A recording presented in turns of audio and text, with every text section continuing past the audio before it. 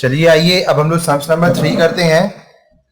Following was the position of Arvind as on 31st March 2013 and 31st March 2014.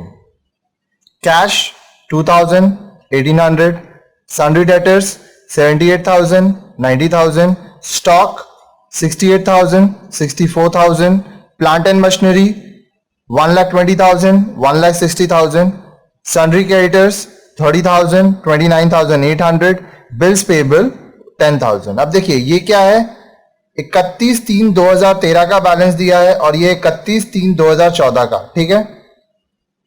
During 13-14 ही introduce 20,000 as new capital. Further capital है 20,000 का।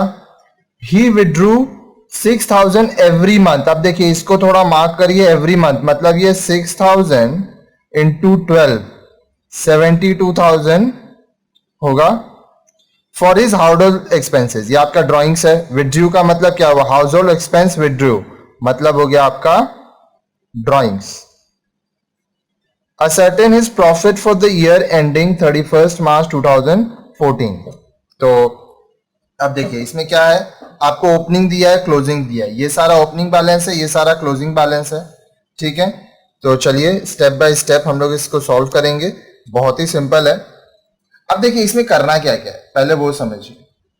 आपको सबसे पहले निकालना पड़ेगा कैपिटल, ओपनिंग कैपिटल और क्लोजिंग कैपिटल, ठीक है। उसमें आप फर्दर कैपिटल और ड्राइंग्स का एडजस्टमेंट करेंगे, आपको आ जाएगा कि कितना लगा है, आपका प्रॉफिट हुआ है या लॉस हुआ है, ठीक है जी। तो अब देखिए तरीका क्या है, या तो आप अलग से बनाइए ओपनिंग स्टेटमेंट या आप स्टेटमेंट ऑफ अफेयर्स एक साथ बना दीजिए, ठीक है। अगर आप एक साथ बनाएंगे तो आप इसको लिखेंगे कंबाइंड स्टेटमेंट ऑफ अफेयर्स। अब देखिए हम लोग क्या करेंगे, कंबाइंड ही बनाएंगे, ठीक है। चलिए ध्यान से समझिएगा, बहुत ही सिंपल चैप्टर है और एग्जाम पर्पस के लिए इंपॉर्टेंट भी है, क्योंकि इससे रिलेटेड आपको क्वेश्चंस भी आता है एग्जाम में।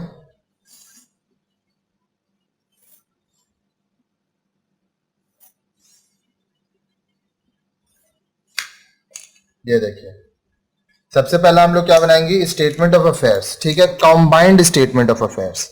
अब ये आपका क्या होता है, ये साइड होता है लाइबिलिटीज, ठीक है। ये साइड्स होता है आपका एसेट्स, आपका अमाउंट। अच्छा अब यहां पे ध्यान दीजिए, आप क्या बना रहे हैं, कॉम्बाइंड। कॉम्बाइंड बनाने के लिए आपका 2 अमाउंट कॉलम होगा, ठीक है। तो यहां पे जो आप अमाउंट लिखेंगे वो कैसे लिखेंगे, ध्यान से समझिएगा। यहां पे जो अमाउंट है वो है 31/3/2013, ठीक है। नीचे वाला 31/3/2014, ठीक है। अमाउंट 31/3/2013, अमाउंट 31/3/2014, ठीक है। आप इसको लिखेंगे कॉम्बाइंड स्टेटमेंट ऑफ अफेयर्स, ठीक है, एज ऑन 31/3/2013 एंड 31/3/2014। बहुत ही सिंपल होता है जी ये। आपको करना क्या है, आइए मैं दिखाता हूं। देखिए कैश 2000 और 1800, कैश अपना एसेट्स का आइटम है। कैश यहां 2000 और यहां पे 1800, ठीक है। नेक्स्ट सन्ड्री डेटर्स 78,000 90,000, ठीक है।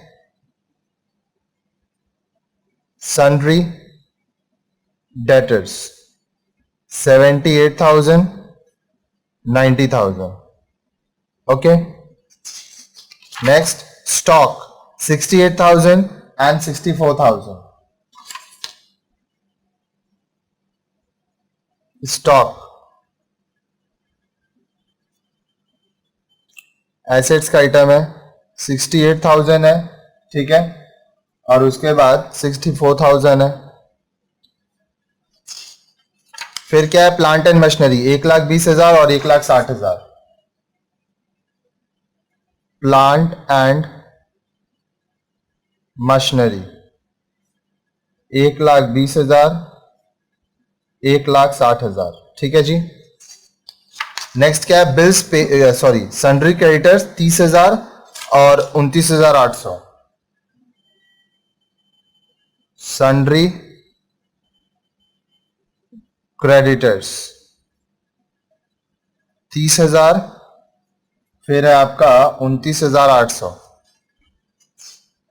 उसके बाद बिल्स पेबल सिर्फ क्लोजिंग में 10,000 है। बिल्स पेबल 10,000, ठीक है। अब देखिए सारा कुछ लिखने के बाद हम लोग क्या करेंगे, यहां पे बैलेंसिंग आएगा कैपिटल, ठीक है, जिसको हम लोग लिखेंगे बैलेंसिंग फिगर, क्योंकि आपको statement of profit and loss बनाने के लिए ये लगेगा। अब देखिए बहुत ही सिंपल कॉन्सेप्ट है इसका।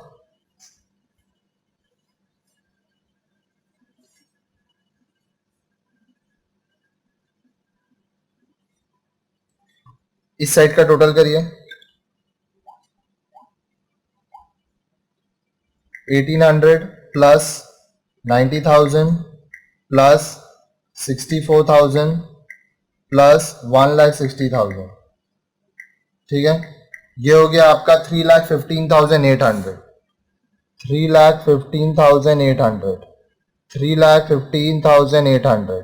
अब इससे ये दोनों माइनस कीजिए,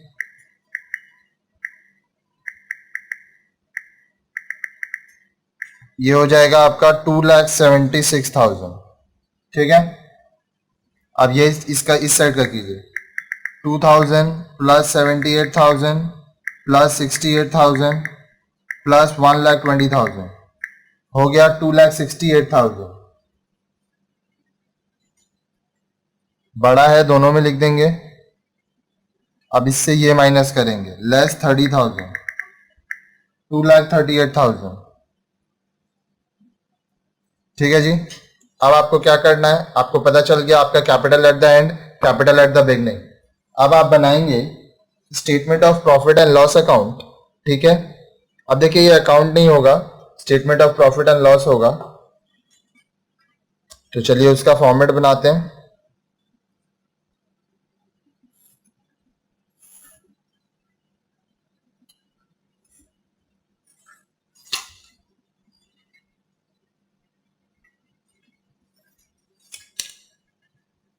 अब देखिए क्या लिखेंगे आप यहां पे, स्टेटमेंट ऑफ